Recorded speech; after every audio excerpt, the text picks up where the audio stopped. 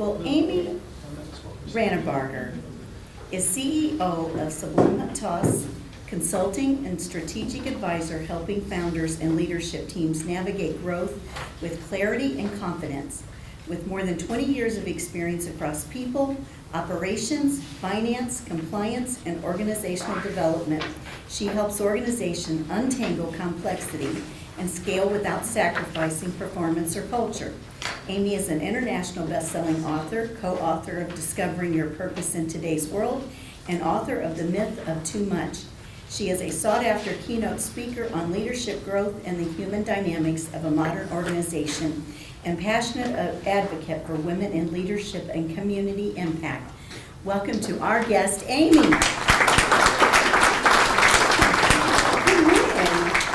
How are you? I love seeing all the faces. Can you hear? Okay, back there, hopefully. We got a two-fisting here. You can clip it. Clip it. That's a good choice. Thank you. So, so far I've heard some fantastic information and feedback when it comes to hiring and employing people. So what I'm actually going to talk about today is a little bit more on dysfunction. So when they're hired and when they're employed, the things to start really, really thinking about. So I'm going to start with a question. If your roof was leaking, would you call a roofing specialist, or would you just grab a bucket? Yes. We'll call it a bucket. Right, okay, so you grab a bucket first, because that makes sense. You're solving the immediate problem.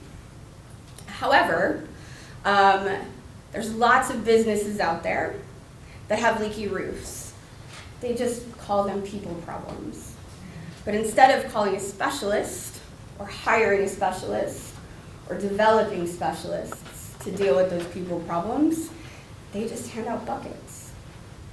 And a lot of times it's the leaders within the organizations and the high performers that carry those buckets, right? So this is where I spend a lot of time with the clients that I work with.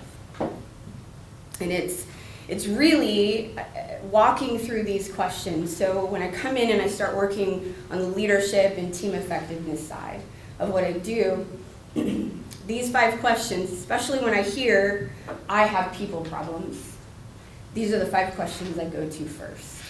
Because inevitably, the answers to these questions are going to tell you, do you have a people problem? Or is the dysfunction in the design? So I focus, as I mentioned, heavily on leadership team effectiveness.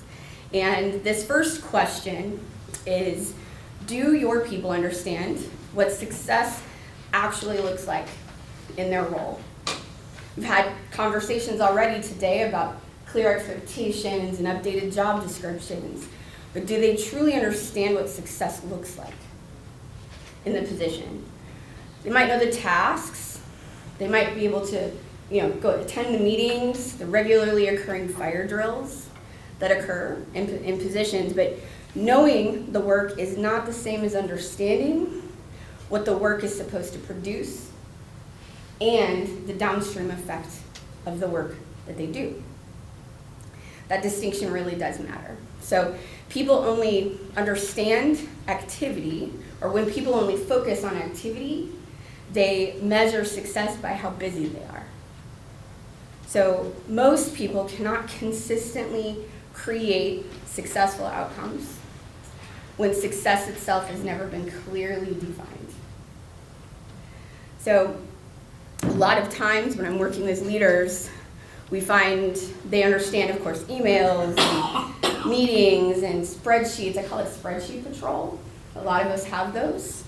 They check the boxes, but when someone understands what success looks like in the position, they understand how and what they do moves the organization forward, right? They understand what they're doing helps customers. They understand that what they can do reduces friction and rework.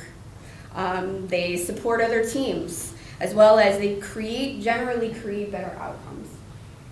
So people need to know what good looks like. They need to know what done looks like and what impact looks like. And ultimately, that is how they understand the success of their role. Now, I have, with each of these questions, I have what I call a dysfunction decoder. Because sometimes I'm 12 years old still. We all wanted that decoder ring, right, to tell us what it means.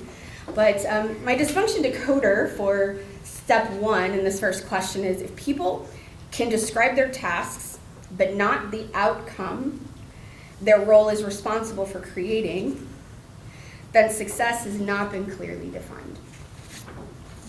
So, next question. Do your people know what they own? And yes, that is a different question than the first one. Go to the next slide. Oh, thank you. If they know what they own, it means that they don't just understand their tasks. They understand, this is mine, this is my responsibility, and I also accept the outcomes and consequences of that. That's true ownership. A lot of leaders unintentionally hire and complete their teams with contributors instead of owners, which is very different. There's a reason why there's a role out there called independent contributors, right? But a lot of leaders, when they're hiring for folks or they're developing their people, they don't see that switch and that mindset shift of what ownership looks like. For example, ownership notices problems before they escalate. Ownership closes loops. It follows through without being chased. That's a big one, especially for the leader themselves.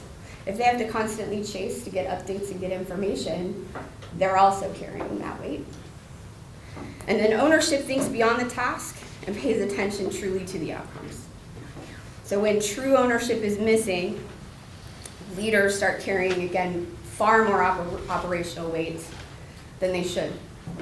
That's usually when they're compensating for a lack of ownership and accountability within their team.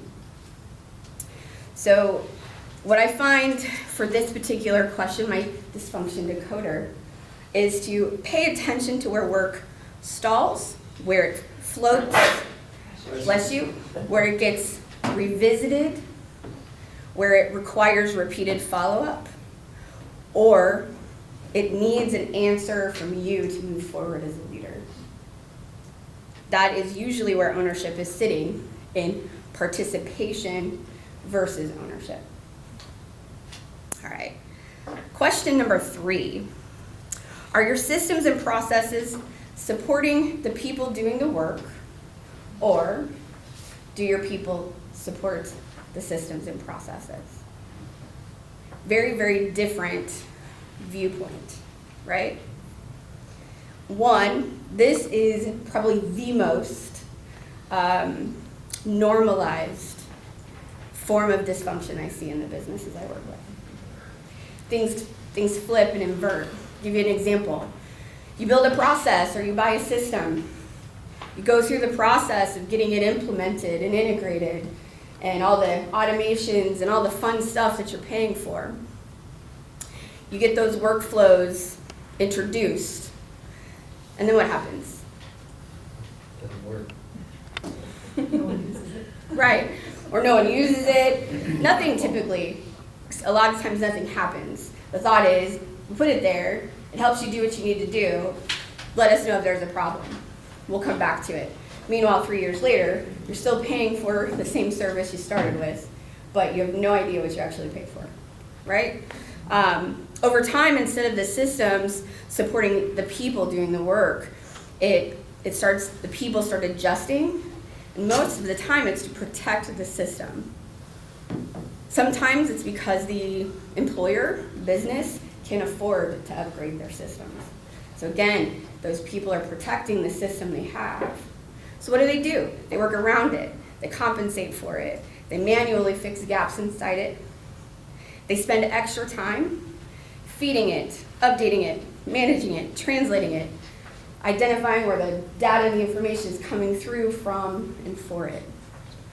I go back to what I said before, spreadsheet patrol. It's one of my favorite terms because when I find teams are constantly using spreadsheets to compensate for missing and broken data points within their systems, that's usually where I go first with question number 3.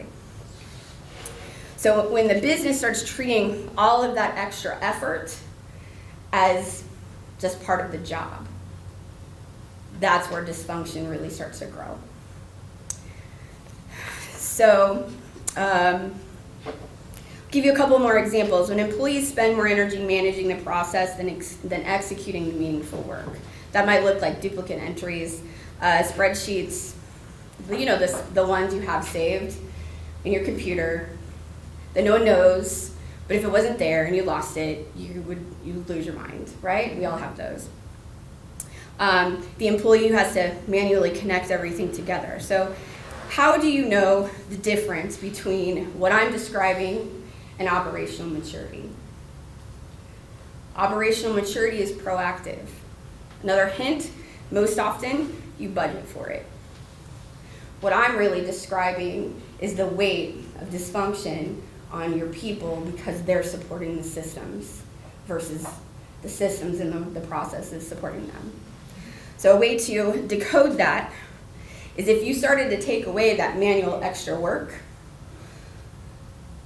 and all the follow-up, all the emotional labor sometimes that comes with the work that they do, if you pull those away, does the system fail? The system and the process fail? The answer is all those things that you pull off and pull away from people, if the system doesn't work, there's your answer. So question number 4, and I got a couple more minutes, so I'm going to try to run through this one. So can you tell the difference between alignment? Next slide. Oh, thanks. Can you tell the difference between alignment and compliance? And I don't mean compliance like employment law or compliance according to your industry. I mean the verb, compliance. The difference between alignment and compliance. A lot of leaders I work with, they confuse quiet for healthy. Alignment is, I'm ready, let's go. Compliance is, just tell me what you want me to do. It's a different approach, right? Also, when people participate and focus more, it's more of a compliance in their role, they avoid tension, they avoid conflict. Also, it avoids accountability. What do you want me to do? Just tell me what you want me to do. That's compliance versus alignment. Businesses can mistake, again, that visible conflict for organizational health. So there is conflict or friction that's healthy. Non-toxic, functional friction is what I'm talking about. And all healthy alignment has that. So aligned teams ultimately they're invested to engage in honesty. The other is the opposite. So if employees, the function discoder is, if employees only become honest after frustration, burnout, or resignation, the business or your team may be operating more on compliance versus alignment. So the final question is who in your business is carrying buckets? Thank you. Who in your business is carrying buckets? Because every business has people carrying buckets and doing things that they were never meant to do long term. This is PI-CI process, which I know Les is very familiar with. This is why you go through those processes, is to identify who's carrying what shouldn't they carry. And it's a great way to, of course, to determine workforce development and who you should hire. But ultimately, every business has people carrying things they shouldn't be carrying long term. Over time, they should start asking a different question, which is, why are you carrying it in the first place? And something else to consider, if you have all these people carrying buckets, you're not seeing the leaks. They're not visible to you. So So you're missing out on needing to call your specialist, right? So often, yeah, those problems go far, far deeper until either they burn out, they disengage.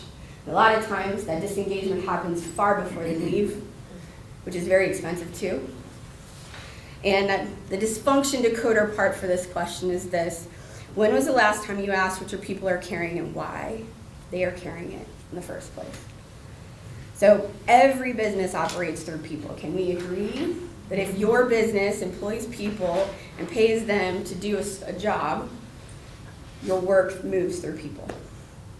So these 5 questions, when I start working with leaders and identifying leadership effectiveness and team effectiveness, they almost always gravitate towards digging in to that dysfunction. They help us identify where clarity breaks down, ownership gets lost, systems create friction, and where people have been carrying too much. So people problems are not always people problems, right? Sometimes the dysfunction really is in the design. So thank you for your time today. Thank you. Any questions, please? Hang on, Bill. I'm coming. So, believe it or not, this is something I think about all the time. So, I'm sorry. Oh, I'm running, I'm sorry. these are things that I think about all the time. So, Gallup started measuring engagement about 25 years ago. Yeah, long time. The whole modern leadership development industry developed in like the 90s. There really wasn't anything that existed prior to that. So, in that time, in this program, we spent probably about $2 trillion on leadership development and training. Yet, engagement, as measured by Gallup, has rarely, if ever, gone over 1/3 of our employee workforce. That's correct. So clearly there's some kind of a disconnect there. Mhm. Perhaps it's even that maybe Gallup's measurement isn't what we should be measuring. But I'm wondering, what do you see? Why should I have a little hope that things are going to be different now that new generations are coming and taking over leadership? My generation is leading. Give me a little bit of hope. What's going to change that's going to move that number higher? You're not going to have to live in it. Well, I'll live it. I'll still be watching. Yeah. Good question. So, And I know that's high and tight fastball, right? no, Yeah. it's totally up my lane though. So, I'm going to respond perhaps a little differently than you may expect. So, one, the training and development side from a leadership effectiveness perspective is absolutely imperative and necessary, period. I don't think any of us have to or will argue how important that is to the development of your business and its success. This is why you budget for it. However, when performance is always viewed as just that outcome, and you only just go right to performance, you're missing a whole component of how people work and working with people and effective leadership. Essentially, engagement is, through engagement, let me rephrase, through engagement is how you get the performance as the outcome. So where a lot of leaders miss in the process. They go right towards performance and measuring that metric, and then you learn it after the fact, right? So in order for things to change, one, you have to have business owners that recognize they don't know everything, and it is impactful to bring in experts to help your business in terms of its growth. Again, this is why you budget for things like that so that your organization can grow through operational maturity. That's proactive. However, if the organization doesn't find that to be an important component, again, I'll go back to if they don't budget for development, it's a really good indicator that they're not thinking of engagement, performance, I should say, through engagement. They're just thinking about the metric at the end. And when you do that, what do you miss? You miss all the people and the work that happened before those numbers, which means it's too late to fix it, which is why people analytics are so important, especially now. Yes, who's that? Nikki's got Go ahead. So I'm curious. Yeah. So these questions, do you ever run into leaders who, you know, you ask, do your people know what success looks like? And they're like, yeah, I told them, like, they already know. What do you mean? So I almost, like, one, in that scenario, do you work directly with the leader to help them kind of like open up their lens a little bit? Of and see course. different perspectives? And also, do you ever use these as like, maybe surveys for the team? Like, do you ever get feedback?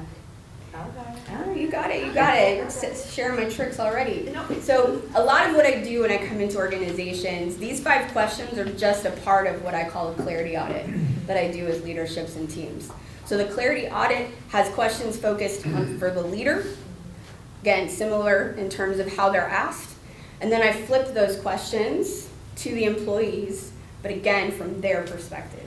Do you know what success looks like in your position? Tell me what that looks like. Tell me what that feels like.